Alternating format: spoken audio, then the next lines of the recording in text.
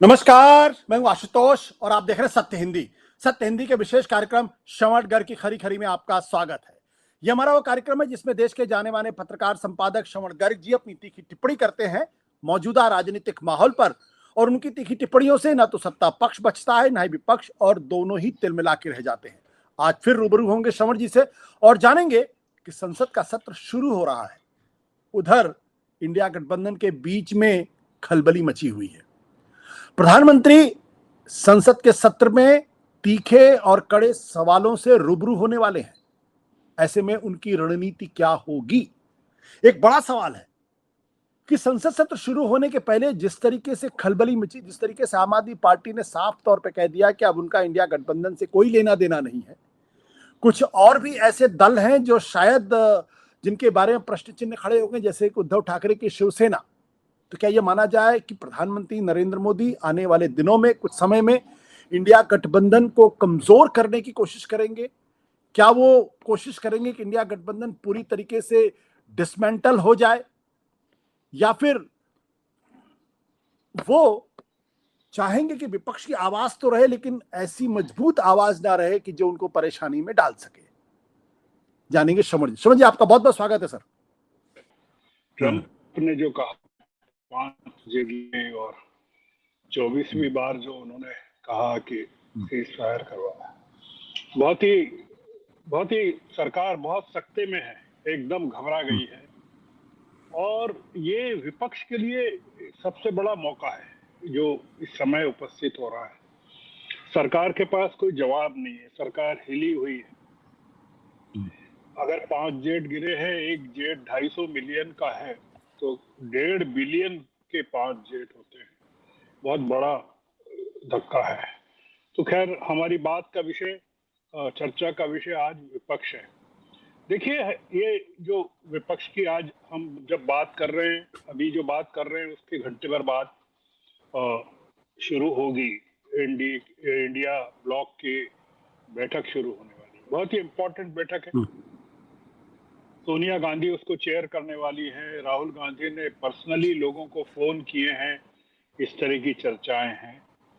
और आम आदमी पार्टी ने खुली घोषणा कर दी है, हालांकि अप्रत्यक्ष तरीके से तो आम आदमी पार्टी साथ थी ही नहीं इंडिया ब्लॉक के, पर पहली बार घोषणा की है।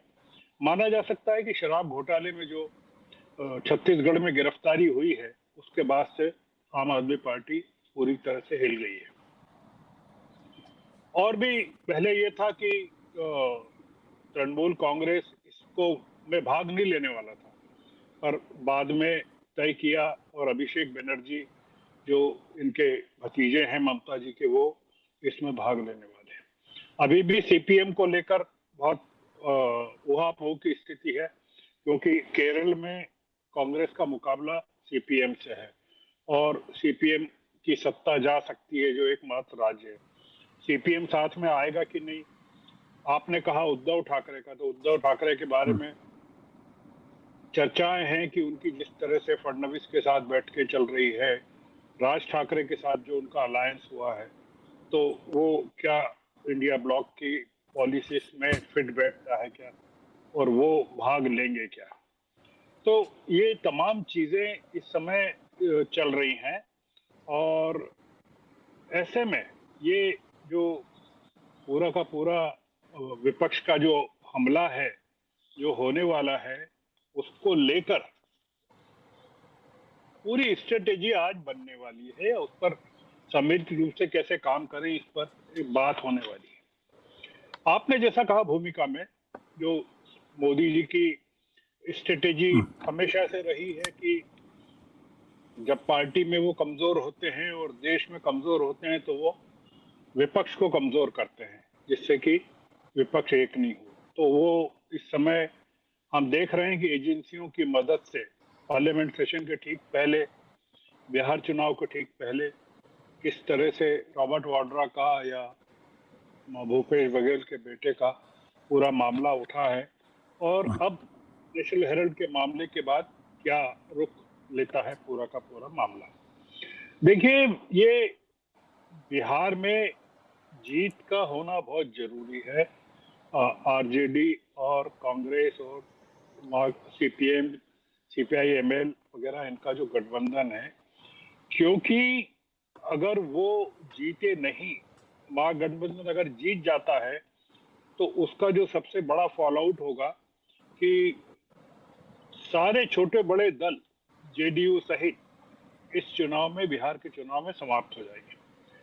बिहार के चुनाव को मोदी और अपोजिशन के बीच में शक्ति परीक्षण के तौर पर माना जा रहा है, इसलिए कि अगर मोदी इसमें जीत जाते हैं, न सिर्फ वो आरएसएस पर अपनी अथॉरिटी को बताएंगे, दिखाएंगे, क्योंकि एक चीज जो इम्पोर्टेंट है आशुतोष जी, वो नोट करना होगी कि जी आरएसएस इस चुनाव में पार्टिसिपेट करता है कि नहीं। जैसा हरियाणा में किया, दिल्ली में किया, महाराष्ट्र में किया, क्या आरएसएस मोदी जी की मदद में बिहार में खड़ा होता है? कारण ये है कि आरएसएस के पास एक बहाना है या एक एक्सक्यूज है कि उसका शताब्दी वर्ष है, और शताब्दी वर्ष में जिस समय ये शताब्दी वर्ष मन रहा होगा विजयादशमी के आसपास, उसी समय बिहार के चुनाव की तारीखें होने वाली हैं।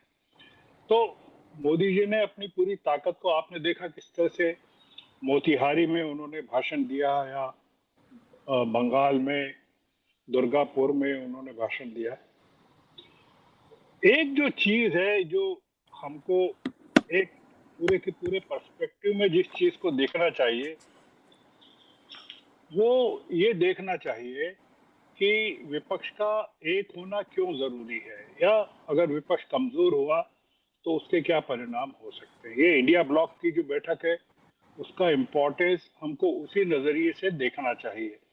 इसका सफल होना बहुत जरूरी है, ये इंडिया ब्लॉक की बैठक का सफल होना जरूरी है, और इस पार्लियामेंट सेशन में विपक्ष का एक रहना जरूरी है, क्योंकि उसके बाद चाहे जो भी हो, मतलब पार्लियामेंट सेशन के बाद आप कुछ भी कह सकते हैं कि कुछ भी हो सकता है, पर पार्लियामेंट सेशन के चलते जो सबसे बड़ी चीज है वो ये चीज है कि एक पूरा का पूरा, ये नहीं, इसमें एक चीज ये भी मान के चलना चाहिए कि मोदी जी की तरफ से या बीजेपी की तरफ से भी कोई बड़ी तैयारियां जरूर होंगी कि वो भी कुछ ऐसा कर सकते हैं कि जिससे चीजें उनके पक्ष में जाने जाएं। हमको एक, जो मैंने कहा कि पूरे विपक्ष के मामले को लार्जर पर्सपेक्टिव में मोदी जी की स्ट्रेटेजी के तौर पर क्यों देखना चाहिए, इसलिए देखना चाहिए कि 2014 में जब मोदी जी सत्ता में आए थे दिल्ली में, तब उन बीजेपी के कई बड़े नेता उनके नामांकन के पक्ष में नहीं थे। अगर आप देखें तो उस समय का अगर इतिहास देखें, याद दिलाना जरूरी है, वाराणसी की सीट को खाली करने को लेकर मुरली मनोहर जोशी से जो तनातनी हुई थी, या लखनऊ की सीट को लेकर कलराज मिश्रा की नाराजगी जो हुई थी, आडवाणी जी अपने घर पर बैठ गए थे, राजनाथ सिंह उनको मनाने गए थे, शिवराज सिंह का नाम हवा में था प्रधानमंत्री पद के लिए, आडवाणी जी भोपाल से चुनाव लड़ने की इच्छा जाहिर कर चुके थे, शिवराज सिंह ने उनको आमंत्रण दिया। ये सब सारी चीजें इतिहास में दर्ज है। हम ये बताना चाहते हैं इसके माध्यम से कि मोदी जी उस समय एक करिश्मे के तौर पर, अपनी पर्सनल व्यक्तिगत ताकत के तौर पर सत्ता में काबिज हुए थे। वो उन्होंने पार्टी की थोड़ी भर चिंता नहीं की थी। आरएसएस भी विरोध में था, मतलब मोहन भागवत ने पक्ष में उनके खड़े नहीं हुए थे। वो जो 2000 की जो 14 की हैसियत थी, वो 2019 तक कायम रही देश में और दुनिया में। अब पार्टी में भी आवाजें उठ रही है। इस समय जो चल रहा है, मोदी जी 2024 के बाद जबरदस्त तरीके से कमजोर हो गए, मतलब जो रिजल्ट आए 2024 के, उसके बाद से कमजोर हो गए। हालांकि अगर आपने राम माधव का आज आर्टिकल पढ़ा हो इंडियन एक्सप्रेस में, जिसमें उन्होंने ये कहा है कि ये जो रिटायरमेंट है इसका कोई मतलब नहीं है, दोनों को आजीवन अपने पदों पर रह सकते हैं। इसका मतलब ये है कि आरएसएस ने कंसीड कर लिया है मोदी जी का बने रहना। ये कितना टेम्परेरी है, कितना परमानेंट है, ये तो बिहार चुनाव के बाद पता चलेगा। पर एक चीज जो लग रही है वो ये कि एक टेम्पररी ट्रूस या युद्ध विराम हो गया है। वो अब ये बातचीत अब थोड़ी सी ठंडी पड़ने वाली है। जनता के बीच इस सरकार की, बीजेपी सरकार की, एनडीए सरकार की, मोदी जी की लोकप्रियता काफी इस समय लो वेब पर है। और इसका पैमाना ये है, इसको जांचने का, अगर आपने हाल के दिनों में अगर गोदी मीडिया के चैनलों पर ऐसी कोई क्लिपिंग्स देखी हो जिसमें मोदी जी की लोकप्रियता को लेकर कोई सर्वे दिखाया गया हो, मैंने नहीं देखा जिसमें मोदी जी को बहुत आगे दिखाया गया हो राहुल गांधी से, या इतना भी दिखाया हो कि राहुल गांधी पीछे हैं, कुछ भी नहीं दिखाया गया। इसका कारण ये है कि इस समय देश में इस सरकार को लेकर चारों तरफ से फ्रस्ट्रेशन है और सरकार इसको भांप गई है। अब सरकार के सामने या मोदी जी के सामने सत्ता में बने रहने का जो हमको एक जो डेमोक्रेटिक उपाय दिखता है वो ये दिखता है कि विपक्ष को कमजोर किया जाए, जो कि मोदी जी की स्ट्रेटेजी रही है। गुजरात में उन्होंने पहले पार्टी को कमजोर किया, सब हाशिए पे डाला, केशु भाई हों या तमाम लोग हों। उसके बाद विपक्ष को पूरी तरह से नेस्तनाबूद कर दिया। यहाँ भी उन्होंने वही उसी स्ट्रेटेजी पर काम किया कि पार्टी को पूरी तरह से कमजोर कर दिया। अगर आपने देखा हो, बहुत सारे लोगों ने देखा है कि लोकसभा में बीजेपी की जो सबसे वाचाल एक नेता हैं, उन्होंने एक एजेंसी के साथ बातचीत में कहा है कि मोदी जी को भारतीय जनता पार्टी की जरूरत नहीं है, भारतीय जनता पार्टी को मोदी की जरूरत है। इसका क्या मतलब है? ये एक बड़ा एडमिशन है। वो एडमिशन ये है कि मोदी जी ने पार्टी में, बीजेपी में अपने सारे विकल्पों को खत्म कर दिया, मतलब कोई विकल्प ही नहीं है।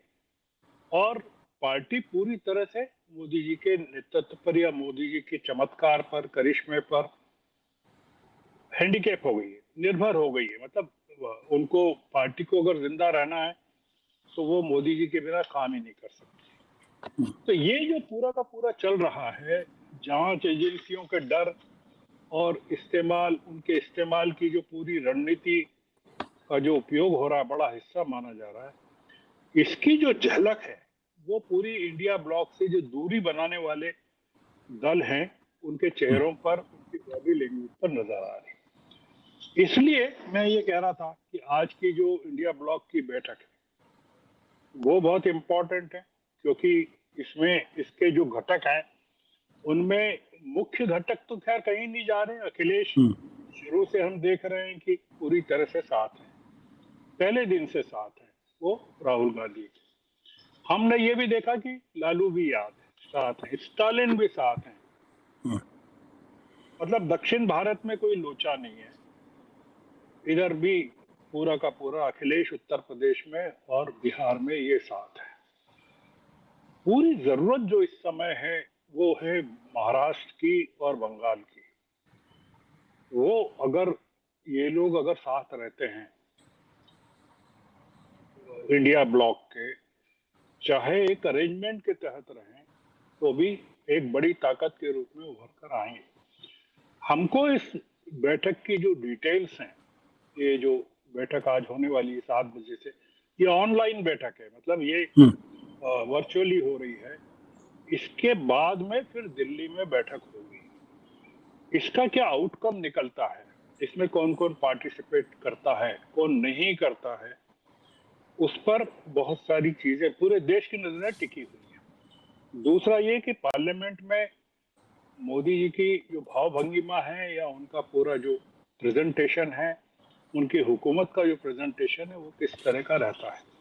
मैंने इसलिए कहा ये पूरी की पूरी बातचीत कि मोदी जी, उनकी ताकत पार्टी में कम हो गई है, उनकी जनता के बीच में इमेज कमजोर हो गई है, विदेशों में उनका क्लाउड कमजोर हो गया है। अब वो विपक्ष को कमजोर करके उसकी ताकत को अपनी ताकत बनाना चाहते हैं। मतलब विपक्ष की वीकनेस को वो अपनी ताकत बनाना चाहते हैं, जैसा कि वो करते रहे। क्या मोदी जी सफल हो पाएंगे या राहुल गांधी, क्योंकि ये जैसा मैंने कहा कि ये बड़ा एक ऐतिहासिक क्षण है और इसमें इतने सारे फैक्टर्स, ये इस समय ऐसा मौका आया है कि आपने देखा कि द रेजिस्टेंट फ्रंट पर उसको टेररिस्ट ऑर्गेनाइजेशन बताया लश्कर-ए-तैयबा का, उसका बीजेपी ने खुलकर स्वागत किया। शशि थरूर एकदम उछलकर खड़े हो गए। ये कल की बात है, परसों की बात। और आज अचानक से ट्रंप ने जो फिर से बम फोड़ दिया है, उसको लेकर पूरी की पूरी बीजेपी में सन्नाटा है। इसलिए मैं कह रहा था कि ये जो मोमेंट है, अगर ये विपक्ष चूक जाता है तो वो पूरे के पूरे देश को धोखा देने जैसी बात।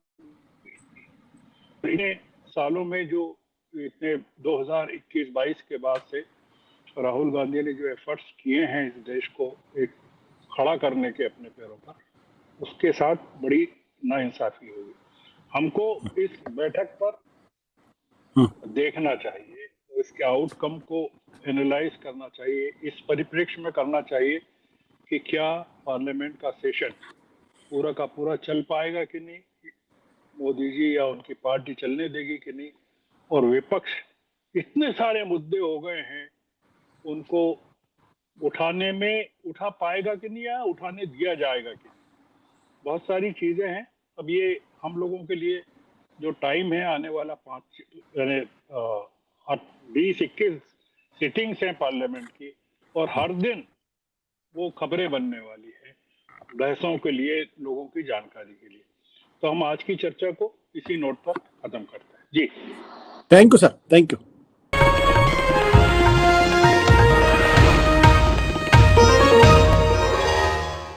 Copyright disclaimer under Section 107 of the Copyright Act 1976. Allowance is made for fair use for purposes such as criticism, comment, news reporting, scholarship, and research. Fair use is a use permitted by copyright statute that might otherwise be infringing.